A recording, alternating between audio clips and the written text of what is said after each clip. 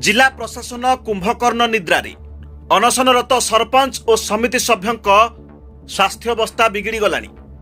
दीर्घ 4 वर्ष पूर्वर अर्थात 2021 रु काम आरंभ हेलानी जे आज जाए शेष हेउनी। एपटे आमरण अनशन रे स्थानीय सरपंच और समिति सभ्य अनशन रे 5 दिन हेब बसिथिबा बेले सेमानकु आशानुरूप प्रतिश्रुति देई पारुनाहांती प्रशासन किंबा काम नैथिबा ठिका संस्था।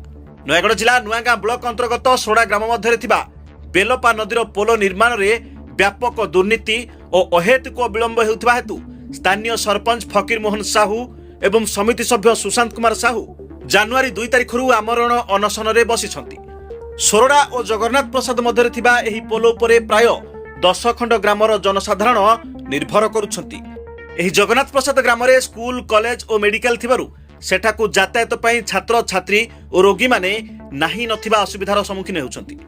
सरपंचको कहिबा अनुसार बारंबार एथिपई ब्लॉक प्रशासन और जिला प्रशासन आगरे गुहारी करि आसुथिले भी सेमानक कथा टिके भी सुनुनाहांती सरकारी बाबू माने। दिन पर दिन बितुथिबारु सरपंच और समिति सभ्यंक आमरण अनशन रे सेमानकर स्वास्थ्य अवस्था बिगिड़िबाकु लागिछि।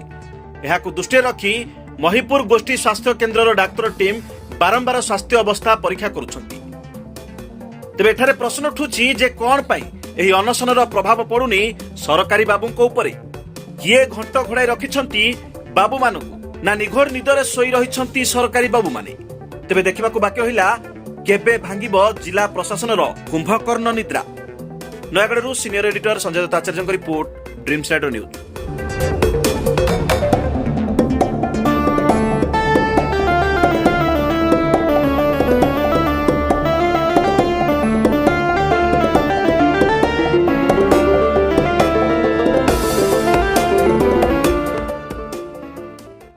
ड्रीम्स राइडर सबु समय रे आपणक सेवारे धन्यवाद।